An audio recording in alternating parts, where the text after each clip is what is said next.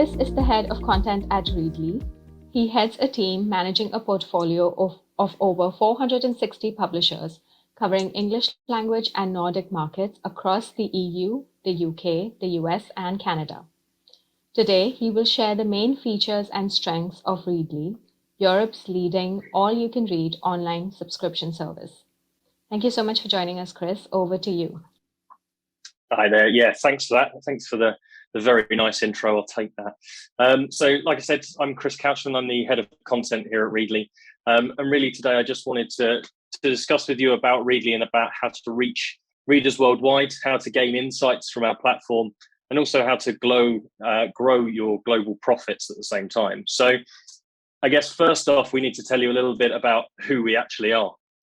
So Readly are an all-you-can-read subscription. For $12.99 in the Canadian market, you can read all your favorite magazines and your newspapers from all around the world, not just locally, but also internationally as well.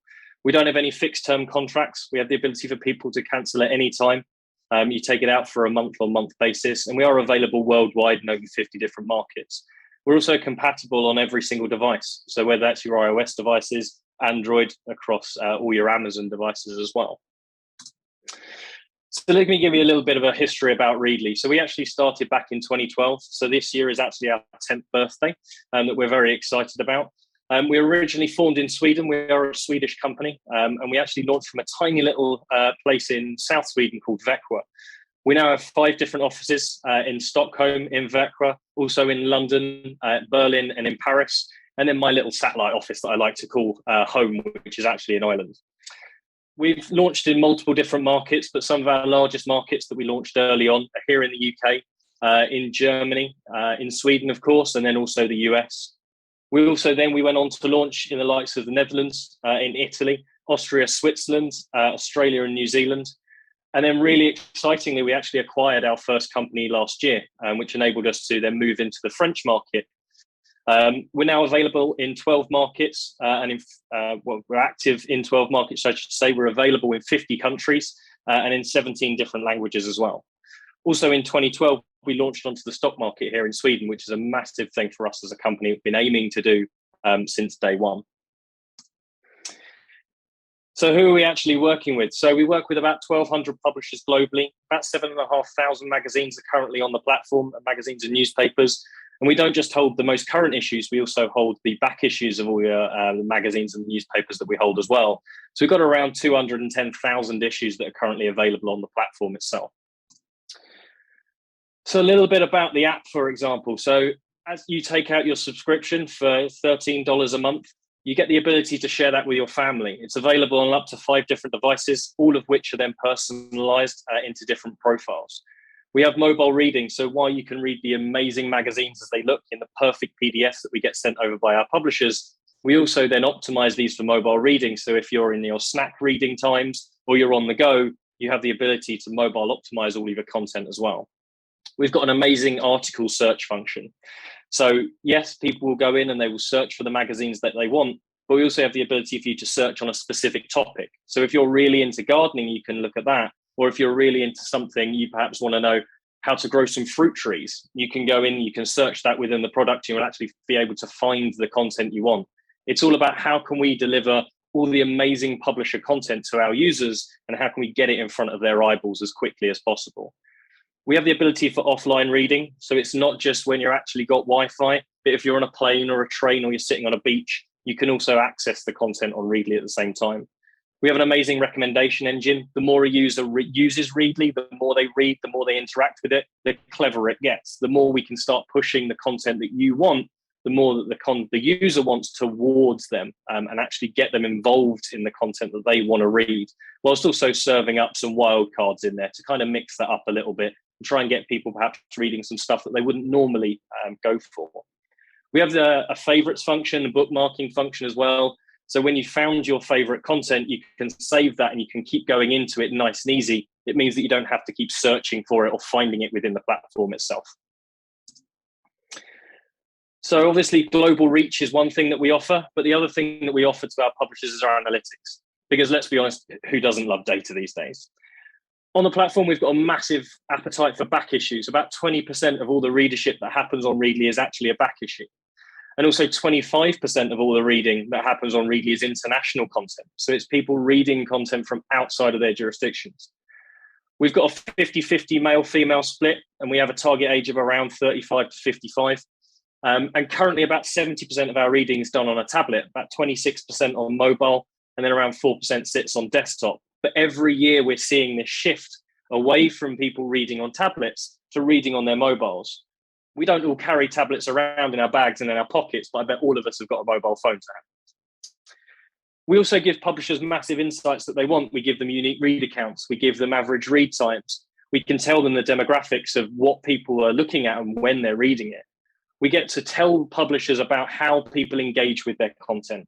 We can tell them what articles people are reading, what pages are working, what adverts are working best, so that you guys, the publishers, can actually start to build the content that your readers want to see. So you can slightly change your magazines and the way that you're producing content to optimize that for the readers.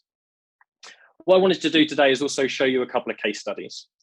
We have this amazing insight platform that we've built with the help of all of our publishers for the publishers. There's no point us sitting here and telling you guys what you want to know.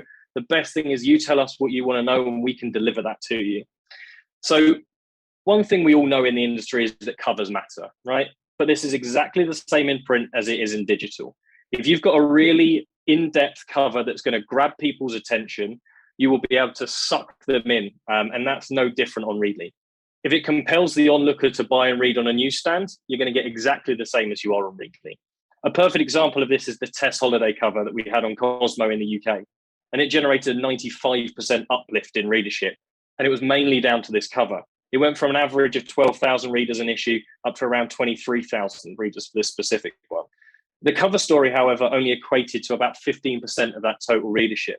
The rest of that readership was the other articles in Cosmo. So yes, the cover brings people in, but it's not necessarily what keeps people engaged with the content. We also were able to see an increase in male readership. So front covers matters. It depends on the audience that you want to bring in. It also increased the average age of the readership, which we found quite interesting, up to about 47. However, what we did see was a slight decrease in read time. It went from around an 18-minute average read time down to a 16-minute on average read time. Not a massive drop. So what it does say is, yes, people were perhaps covering in for that cover star and reading about that cover story, but a lot of people were hanging around to read the rest of the magazine. So once the cover brings them in, it's the content that holds their time and their engagement. So we say never judge a book by its cover, right? But magazines are judged by their covers.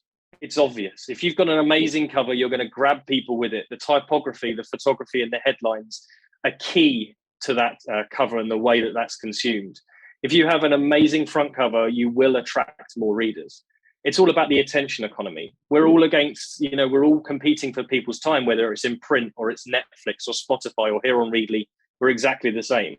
Your front covers are your shop window, so you need to pull in that demographic that you're going after, but it also gives you the ability to open it up to a broader audience. Some of the covers, for example, that you've got on the right-hand side there are amazing front covers that perhaps changed a little bit to how they usually fed. And we all found that these covers also started to bring in a broader audience. They say there's no such thing as a good magazine with a bad cover, but that's just a saying. I'll leave that one as it is. The other thing I wanted to share with you is about behavioral data. So with Readly, what we do is we give you the ability to actually become a fly on the wall and engage with your audience and see who your audience are and what they want to read. A perfect example of this is Weight Watchers magazine that we hear in the UK. And we always see a steep increase in readership in the first half of the week. This correlates with the Weight Watchers meetings that actually happen in the first half of that week when people's diet resolves are at their strongest. It's when people are really kind of thinking, no, I'm going to do it this week. I am going to start the diet and I am going to carry on. What we then saw is after it gets through Wednesday, people start to drop off. It's where the takeaway menus start to come out and you start to give up on that diet, which is a complete deviation from what we normally see on Readly, which is heavy, heavy read times in the evenings and at the weekends when people have got a little bit more time on their hands, when they can sit down, get the tablets out and read those amazing magazines that we get from our publishers. What we also found is that the top read articles were not necessarily food or recipe related, but they were more around fashion and fitness. And that's some of the amazing insights that we can actually share with our publishers. And what they've done is they've built that portfolio out in that magazine because they know that that's the content that's engaging their audience. Yes, again, they might come in for the food and the recipes, but they're hanging around to read the fashion and the fitness. We also share with our publishers what else people are reading on the platform. So Weight Watchers, for example, have a big celebrity audience. They also read magazines like Hello and OK and Best and Closer and Heat. This actually led to a cross-promotional campaign. We put the two publishers together, and Weight Watchers started doing a campaign with Hello, and they started to bring more audience into their magazines and actually selling more copies of it. So don't always assume you know your audience. The data will always be able to show you something fresh, something about what your audience are actually interested in. Also, it's critical you target your right audience at the right time. There's no point trying to talk to your audience when they're not engaged with your brand.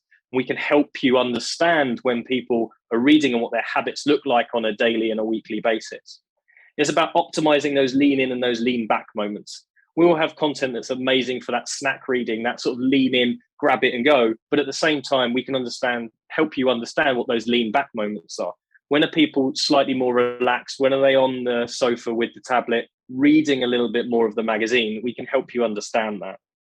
Attention's key. You need to get them when they're reading. When they're actually engaging in the content, or just after they're engaging with the content, is the time we found is the best time to start going after those readers. We have built social media campaigns and CRM campaigns with our publishers to start targeting readers at specific times. Understanding your reader behavior will help you serve the content your audience wants to read. Don't assume you know what they want to read. Look at the data, it will help you. So of course, the other thing that we offer isn't just the insights on Readly, it's also the revenue side of it as well. So we work with a 60-40 split in terms of revenue here in favor of our publishers. Revenue is generated from paying subscribers and it's calculated based on the reading behaviors of those subscribers. Essentially, the more readers you attract and the more readers that come into your title, the longer they read and they engage with that content, the more revenue you earn. It's nice and simple. So it all sounds great. But you're thinking, oh, right, what have I actually got to do to actually get onto Readly? I bet it's really complicated. I promise you it's not. If it was really difficult, no one would bother. We simply ask for your PDF files that you send to your printers, your production schedules, and then we do literally everything else. We can complement your existing marketing activity as well.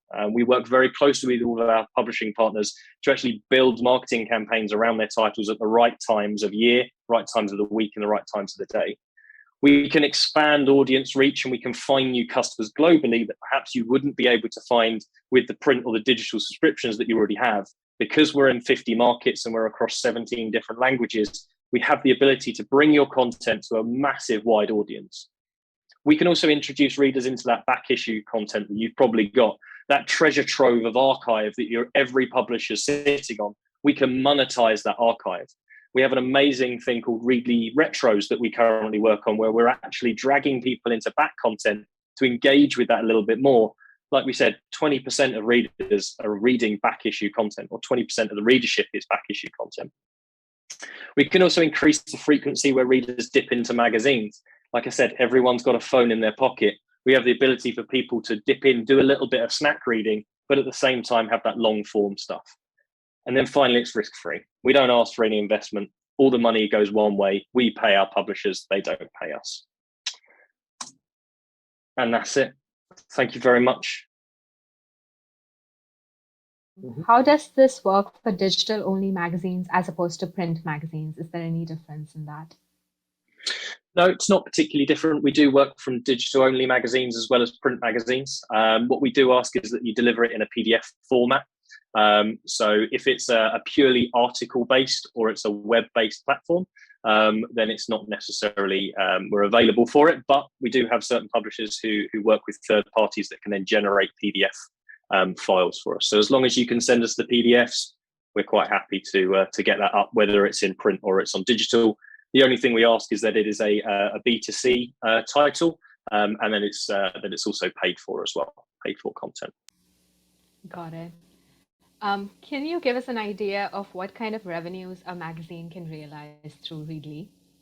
What is the average payout to publishers? Yeah, so averages are really difficult because obviously we're working with so many publishers. In some of our larger markets, we've got publishers who are earning 7 figures and upwards.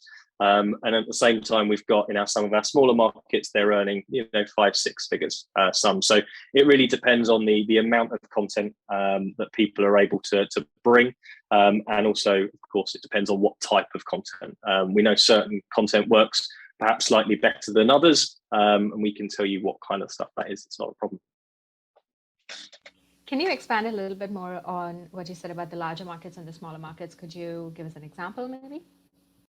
Yeah, so our larger markets would be in the UK, Germany, and Sweden are our three largest markets, followed by the US and France. And then some of our smaller markets would be perhaps Ireland or Austria or Switzerland. So they tend to be, and New Zealand tend to be one of our smaller markets. Canada is a new market for us. We've been in the US for a long time, since 2015, and now with the acquisition of the French company that we bought last year, we will be able to offer both English and French content, and it's the perfect time to hopefully be working with some of you amazing guys over in Canada. That's great. So what are some of the most popular magazines on Readly right now? Is it just the usual suspects, or are there any surprises in the kind of popular magazines you see on there? Yeah, I mean, again, it depends a little bit on market. It's very interesting to see what magazines work in what markets. But you get the usual kind of stuff. So things like BBC Good Food here in the UK does amazingly well. Build newspaper, for example, in Germany does amazingly well. Computer Build, a lot of tech stuff does very well in the German market, is what we find. Over here in the UK, we're a little bit more lifestyle, a little bit more food. Celebrity is obviously a big thing across all markets. We have found that tech titles do amazingly well, but then also recently, because of COVID, we've all been locked in our houses. Gardening magazines and health and wellness titles seem to have come up amazingly well over the last few years, I should say. It feels like a few months, but we have all been locked in our houses for 2 years. So. It's been 2 years, yeah. So is that the gardening and wellness and lifestyle growth, have you seen that across the markets, or is it just specific ones? Yeah. Globally, we've seen it pretty much. It's very interesting because we are in so many markets across the globe. It's been able to see when certain countries are in lockdowns, certain categories go up, but then as the markets start to open up again, the usual titles start to come back. So when the celebrities are able to get out their houses and do things, the celebrity and entertainment category starts to take off, and perhaps everyone stops thinking about what to do in their gardens. That makes sense. Yeah. Do you expect that there is much demand for French language content coming from Canada? We do.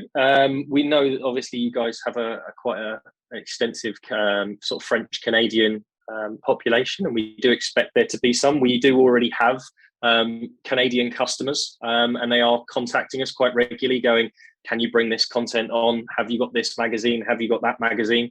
Up until now, unfortunately, the question was, we're not currently active in the Canadian market, but this is the year for it. This is the year we're going to do it, and we're going to be able to give those users some good answers. Okay. And those demands, are they for French language magazines as well as English language ones from Canada? They are.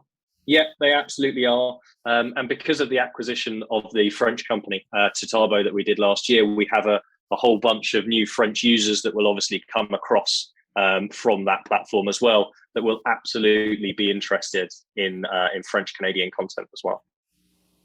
That's awesome. Okay, I have a question here from Stephen. I'm just going to read it out. Mm-hmm. How does Readly compare with Maxter and Apple News and Press Reader? How can a publisher choose where they should be? Yeah, absolutely. Of course, we do have some competitors in the market. Look, all of the other platforms. We're not an exclusive platform. Publishers have the ability to try us all out. It's how we've worked in many other markets where we have the likes of Apple or Magster or Press Reader available. We do differ slightly from our competitors. Press Reader are much more, and I'm sure they wouldn't mind me saying this, they're much more B2B focused, whereas we're perhaps a little bit more B2C. Apple, for example, are very article focused, very article driven, whereas we're much more magazine first, article second. They tend to be article first, magazine second. Us and Magster are relatively similar. The content portfolios differ slightly. The revenue models differ slightly. I'd like to say that we have a very comprehensive analytics platform over and above a lot of our competition as well. I might have missed this, you might have mentioned this before, but in terms of the content you can host on Readly, is it just magazine articles or can there be different multimedia content that you can host? So it's one of the things that we've been exploring for the last couple of years. So it is mainly magazine content, but at the same time, we are exploring audio and we're exploring video as well. We've been doing a couple of tests for the last couple of years, and we are very much looking forward to launching audio and video functionality on the platform kind of as soon as we get there, but I haven't got any dates, unfortunately, for that. So at the moment, we are sort of testing it. We tend to use Sweden or the UK as our test bed. But we're very happy to start, looking at that into the Canadian market as well. I have another question for Chris. This is about onboarding as a publisher onto the Readly platform. How much time does it take? What is involved? And what kind of process is that? Yeah, I mean, it differs. We've had publishers who have spoken to me one day and been live the next day. It really is as quick as I can send you a very quick agreement. We sign that. You send us the PDF content. We load it up, and when we can make it live within 24 hours. So the process couldn't be simpler. Again, if we made it really difficult and really long-winded, no one would do it. That's great. Okay, so as little as 24 hours. Can be up to 24 hours. Yeah, it's entirely down to how quickly you could provide us with the publishers can provide us with the content. Obviously, we have to get a distribution agreement signed as well. But if everything's okay and we're all happy to go, it can be within 24 hours. Yeah. That's amazing. Okay. And is Readly only interested in B2C publications, or does it only lean towards that, or is that exclusively? We are exclusively a B2C platform. At the moment, we have in the past looked at B2B content.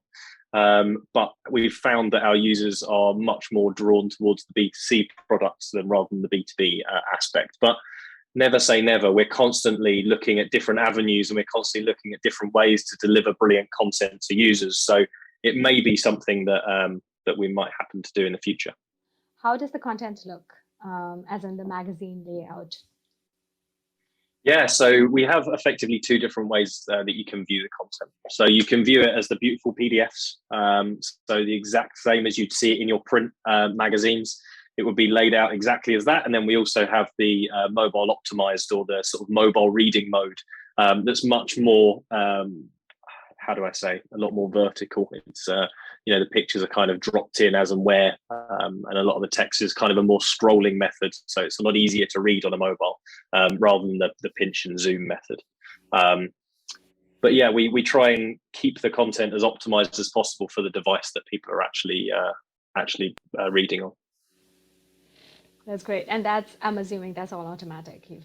It's all automatic. Yeah, absolutely.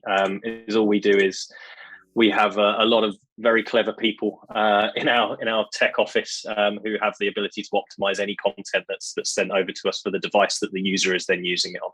If we have both an English and French version of an issue, will both be available? Yeah, absolutely. We can make both of them available in any language that you have. Like I say, we have got 17 languages that sit on the platform. We have the ability to host different titles in different languages. We actually have publishers who are translating their content from Swedish, for example, to English, or English to German. And we can host that absolutely on the platform. We have the ability to host a magazine up front so people can recognize the brand, and then they can select a different type of the issue. So if they have the choice between an English and a French, you can then choose which one that you actually want to read. Okay. That actually brings up a great question about translations. So is that a functionality that Readly provides, or is that something that the publishers would have to undertake on their own? It is something the publishers would have to undertake on their own. We have looked into translation software, but what we tend to find is the publishers do a better job than we do. So it's best to leave you guys playing with your content rather than us getting involved in it, just in case anything goes wrong. All right. Yeah, thanks for clarifying that, Chris. Okay, so then based on that, is the payout for publishers, is that based on the number of views versus the whole? Yeah, absolutely. So revenue is based purely on the amount of people that are reading and then the dwell time. So like I said, as long as you can get people into the content and they hang around and they read it, then you'll have no problem earning revenue on the platform. Am I the contact in in Canada? Absolutely. Like I mentioned, I am based in Ireland, so I apologise for any time difference. But I will be the current contact in Canada. It's how we do our new market launches. So one of us will launch it into the market, and then after a while, we'll bring in local account managers and local marketing and all the rest of it, and we'll grow the team from there. But currently, you will have to unfortunately deal with me to start with. Well, just for convenience sake, Chris, do you mind sharing the last slide of your presentation that has your contact details? So maybe people can take note of that immediately. And Yeah, if you don't worry, we will provide you with contact information for our speakers after the intensive as well. that's not a problem. What I can do is I can just very quickly share this. And it's very easy. It's chris@readly.com. As easy as we can make it. That's great.